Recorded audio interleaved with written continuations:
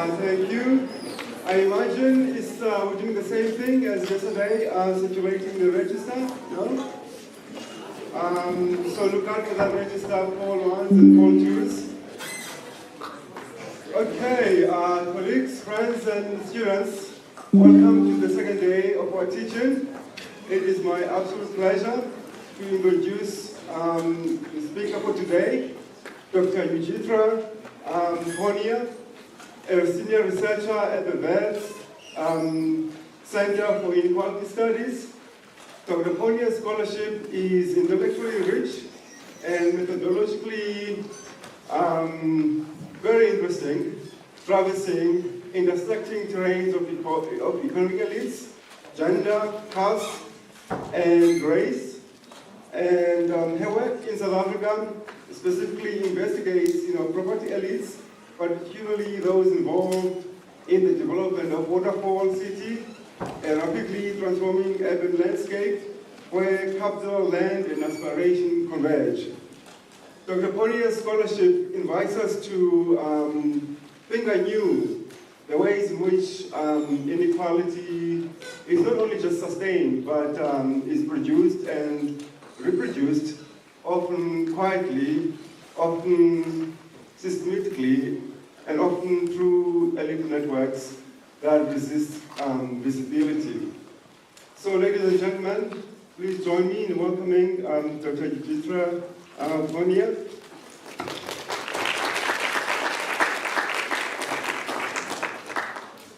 Hi, am I audible at the back?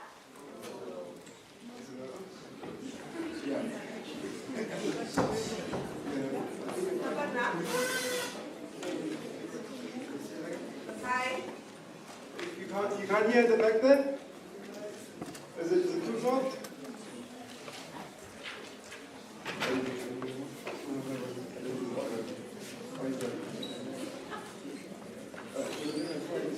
Okay, we'll just change the batteries quick.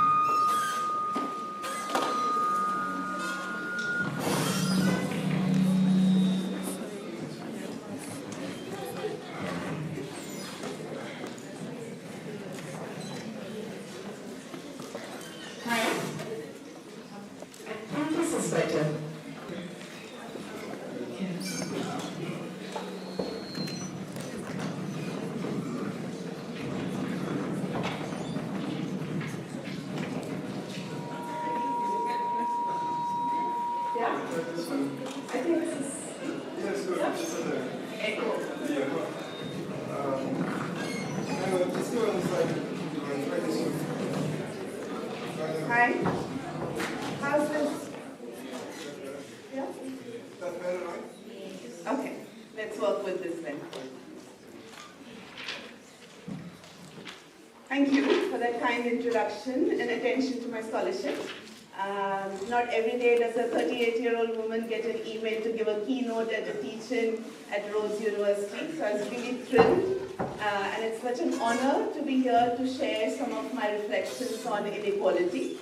I'm very passionate about this topic. It's emergent and it's urgent.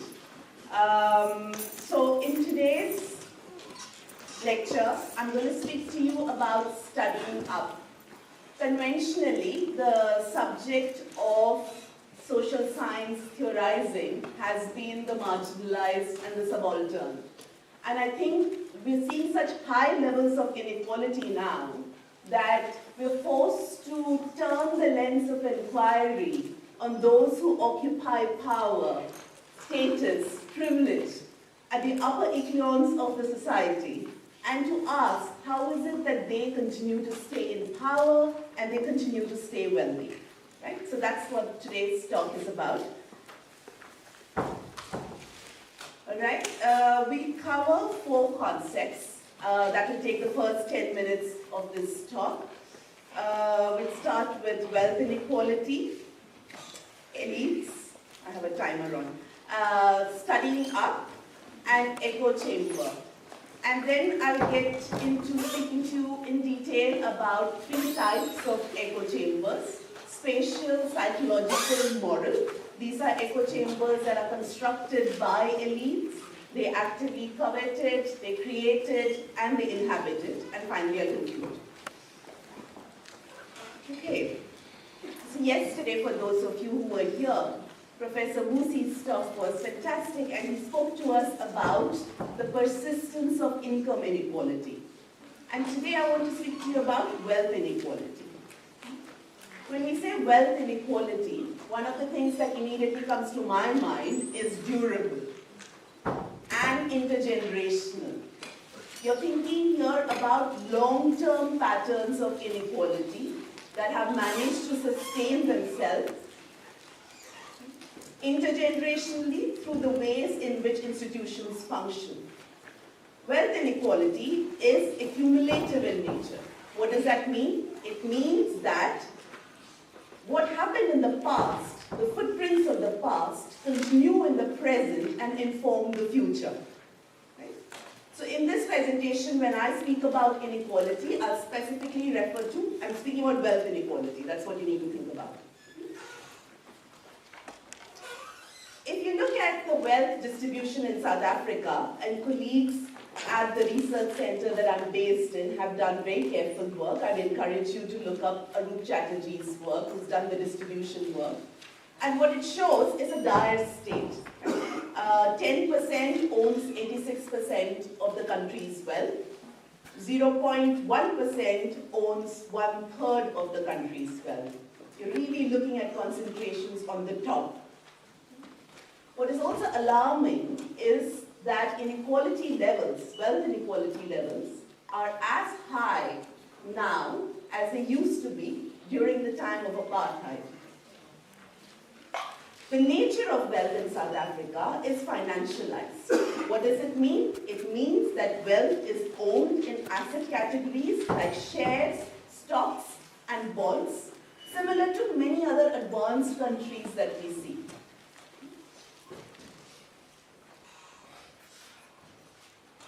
Now, what does wealth inequality in South Africa tell us a little bit about race? And realize that this is emergent scholarship, so there's a lot of room for more work that can happen here. From the existing studies, what we know is that any transition or types of transitions are when you have different types of transitions happening, which have an impact on what nation is going to look like politically and economically. So in a recent paper, colleagues looked at two time periods and 2 points of transition. So the first transition happened between English capital and Afrikaner capital, and then from the Afrikaners to the time of liberation in 1994. And what they show in this study is that the first period of transition that happens comes with it the potential for a wider empowerment program. It's not just the Afrikaner elites who are benefiting, but it's trickling down. And you know this really well from the other classes that you attended, right? There is an Afrikaner nationalism which backs this kind of a movement. There are loans and subsidies that are given for housing. There are employment benefits given, prime infrastructure given, access to commons. You can own your hills and the mountains and the waters that flow from it. And it's not just the top rung that's doing it. But the second type of transition, the transition that's happening in '94, does not have the economic design for the distribution to be shared by a large number of people. It gets concentrated on the top. And you've heard of the broad-based Black Economic Empowerment Program, right? And lately it's been in use so much for all the wrong reasons. But the BBE, the kind of studies that I've been looking at, and my interest here is in seeing how a class of Black elites definitely benefit. And they are welcomed and invited to participate in an economy whose structure is not changing. So the racial profile is shifting a little bit, but many things are staying the same. The mineral energy complex, you must have heard about this, that's been written. What happens with the '94 BBE is that, another paper, by Niall Reddy, who also is at the center. He shows that you have a class of black, politically connected, well-networked directors who play an intermediary role between historically white companies and the black state. Right? The second concept I'll speak about is elites. Now, when we say elites, and of course in conversation, it's a term which gets thrown around quite a bit. So it's good to do some kind of boundary making around it by defining it. So elites are defined as those who have a disproportionate control over or access to a resource. And when I say resource here, I mean social, cultural, political, economic, but it's not just thinking about economic capital, though economic capital is the basis for one to have other kinds of capital, as Bourdieu would write. I don't know in your sociology classes if that's a thinker who we've come across. This is a French thinker who helps expand the definition of capital. There's a Marxian understanding of it. And then we can open it up and look at social, cultural, political, symbolic, many other kinds of capital through which, this capacity of elite players to convert their economic capital into these different types of capital decides how the emphasis here being on convertibility and one's capacity to do this conversion. When we focus on elites, of course, we're identifying them as the social problem and as engines of inequality. In a study done by economist Kevin Young in 2020 and colleagues at Massachusetts, they were interested in trying to understand if one looked at global elite networks, what was its race and gender profile. And what they unsurprisingly found is that the core of elite networks is dominated by white men. They looked at membership of people in boards, transnational organizations, think tank, policy organizations. And what they said is that as soon as the core of this global elite network starts to look different, that is people of color, or if there are women who are entering this space, eventually they seem to get marginalized and the core crystallizes around your white elites. And you have a cartoon here, a half second for you to look at.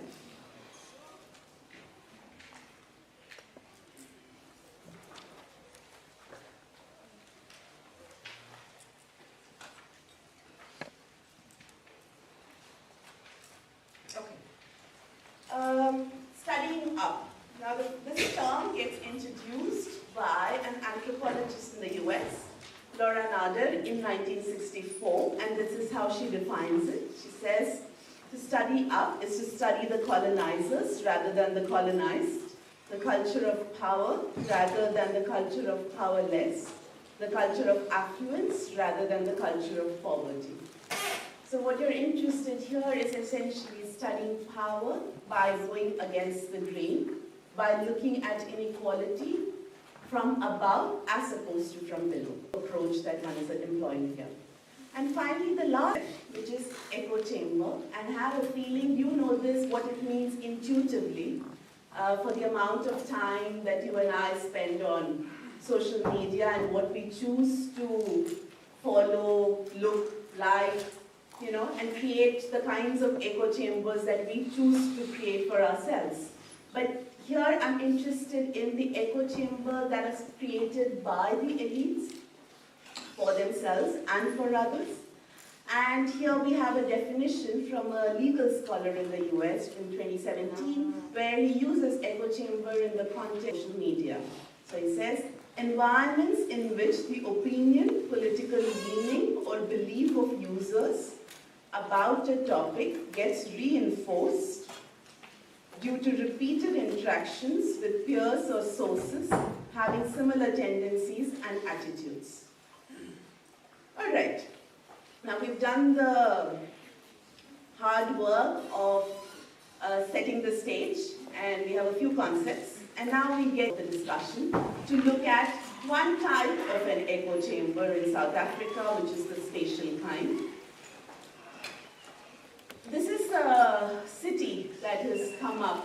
the northern periphery of Johannesburg. When it comes to urban development, it's recommended that developments don't push the periphery. Instead, there's a gap between one town and the other. This is for environmental reasons, because you have a lot of wasteland and wetland, and water bodies that you would like to protect, that green periphery. But what you have here is Joburg moving north further and further. So we started with the CBD, and then from the CBD we moved to Sandton, and now Sandton is too crowded, so people move further north and we reach the urban periphery, almost pushing into Pretoria, right? This is 2,200 hectares of now prime real estate land. It's the biggest private property development in the history of South Africa. Researchers have said that this form of development exhibits extreme form of privatized urbanism.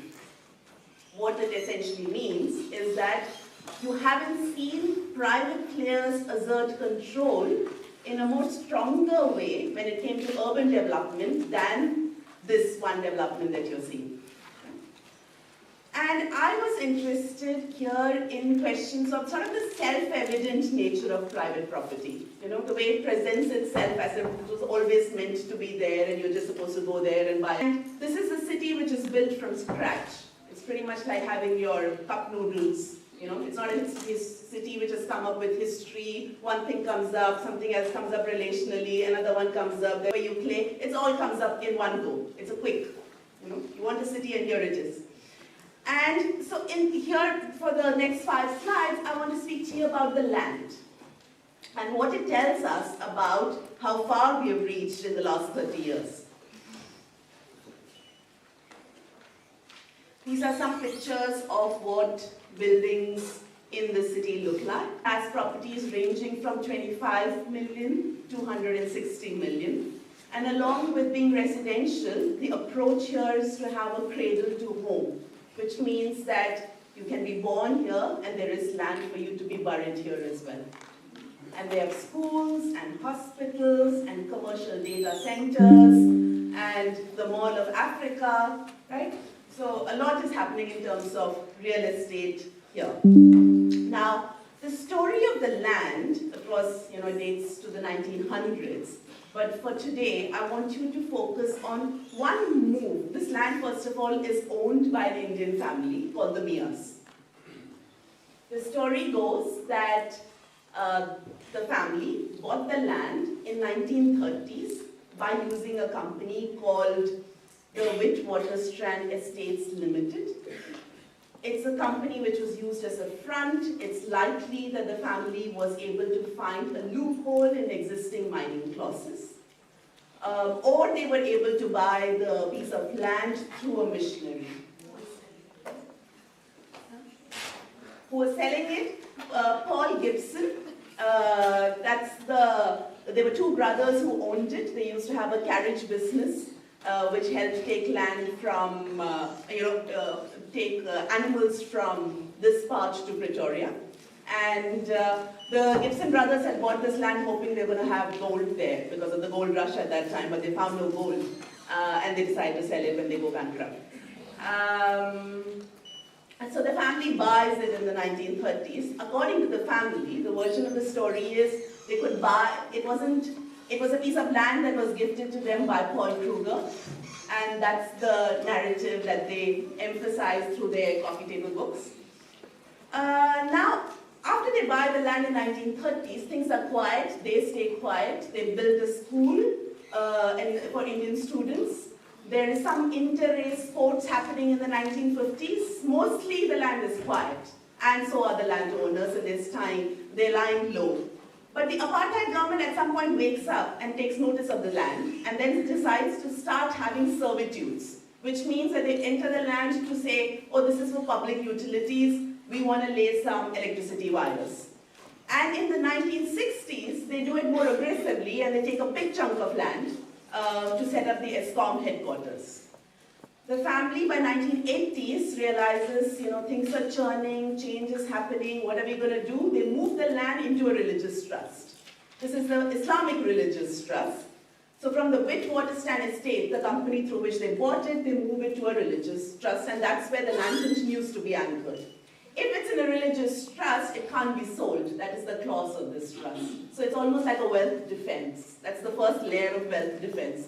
Look at this. One set of elite actors are moving, and the other set of elite actors are responding to it. Right? There's a dance here. The second kind of a defense happens when they take the 2,200 hectares of land and they split it and divide it into smaller pieces called waqafs. Waqafs are small pieces, parcels of land, which then enter agreements with each of the developers for the land to be developed. So the landowners in this story never changed. If you go and buy a house here, what you get is a 99-year-old lease. Each of the developers are allowed to lease land from the landowner, develop it for 99 years. And the same happens for the residents. But for this, you had to convince the banks, because how are you going to get your mortgages if the banks don't come on board? So it takes the family and an Afrikaner businessman who tells them to do this 99-year-old lease, because 99-year-old lease is not uncommon in the South African history. There was a period during apartheid when you had white people on 99-year-old lease, while black people had to pay large amounts of rent, which incrementally increased year by year. But in this case, this 99-year-old lease allows the family to continue to be owners of the land while the residents to come on board with this project. So they work with the top law firms, look at the extent of elite power, they manage to convince the banks to use security, the lease as security instead of using the land. And now when there is talk of expropriation, the government is also talking about a 99-year-old lease. So it's almost like it's a good model, let's try and work with it in other contexts. That's the impact when elites make moves. If you look at the developers, these are some pictures from the city. If you look at the developers, there are 3 white developers. 2 of them are listed companies, so they have their DDD partners. These DDD partners were 2 big players when it came to public infrastructure works, to come and join them in this economy. So we have the landowner, we have the 3 developers, 2 listed. One of it is an apartheid-era developer, intergenerational firm which has done this before many times since the 1955. And the landowners and the developers come together to govern the city through an organization called the Waterfall Management Company. This company I call, it's like a parastate organization. It's a parastate organization because it comes in and almost acts like a mini municipality. It coordinates between the city of Joburg and the residents of this city when it comes to the payments of rates and taxes. It also helps the landowner and the developer be members in a small set of inner core of companies which they use to govern the city. So when it comes to the provision of services, what it helps them is to control competition and assert their monopoly power. Say, for example, you need piped gas. One of the developers, because these companies are huge, they themselves can provide you the gas. You don't need to get a supplier from outside. When it comes to the sale of property, because it's a specific kind of a clause, which is a 99-year-old lease, they handpick their own real estate companies that can come and participate in this economy, the top 5. Real estate agents from these companies can go and sell the property. But when the property gets transferred, there's something called a transfer duty. That's the money that goes to the municipality. That money is taken off now because 3.5% of the cut goes back to the landlord so that the 99-year-old lease can be updated. Look at the ways in which private players have inserted themselves in the story to accumulate rent in perpetuity because of the land ownership.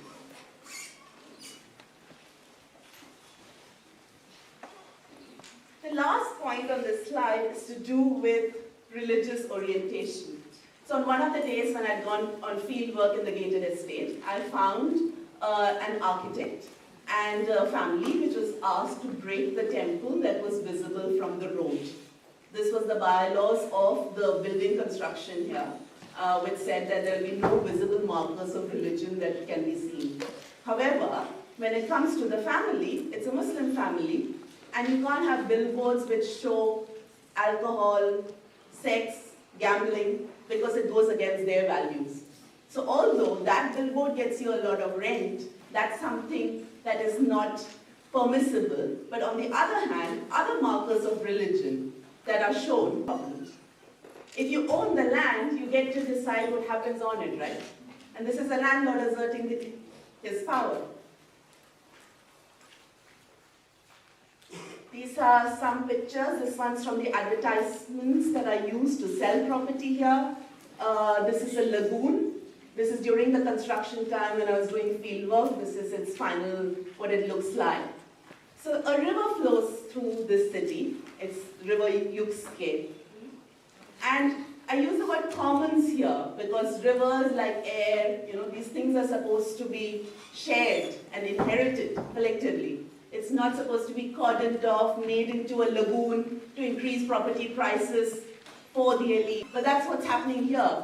The water, which is muddy because it flows through meters, is pushed through ozone, pumped to form the base of this lagoon. Because the water is so scanty, the developers are, they're particularly worried that they won't meet their deadline of getting the water treatment plants, and water that goes from our toilets then gets cleaned and gets pumped there.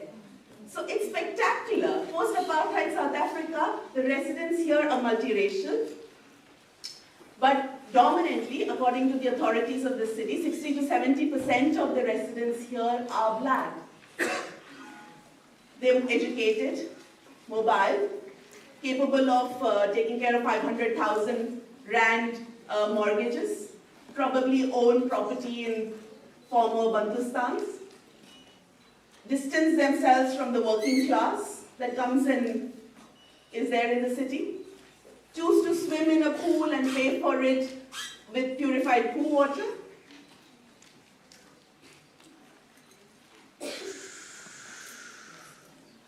And what happens to the labor? The labor story is a familiar one, as we see in different parts of this country. The shutters are down because they haven't set up retail shops. Because if you start providing food or water, because water is also not there, people will start hanging around. And poor equals by default to security risk, right? So there are very careful exemptions from where and it's useful to see the kind of exclusions to that rent narrative and how that exclusion is made to benefit the wealthy. The last slide on this. So what has changed in the last 30 years if you are to use a case study like Waterfall? And it's quite an interesting case study, right? Because things are not straightforward here. The landowner is not white, the landowner is Indian. That's not the norm. I'm careful here not to say that that's the norm. It is a story of exception, but an exception which is possible in post-apartheid and apartheid South Africa through the kind of maneuvers that they did. So if you look at the race and class story, you see the top classes within each racial group gets to participate in the economy. You have wealthy Indian family, triple BE partners, upwardly mobile elite and middle class black families coming in. The developers historically continue to be white. And the workers continue to be, the ways in which the dispossession is happening.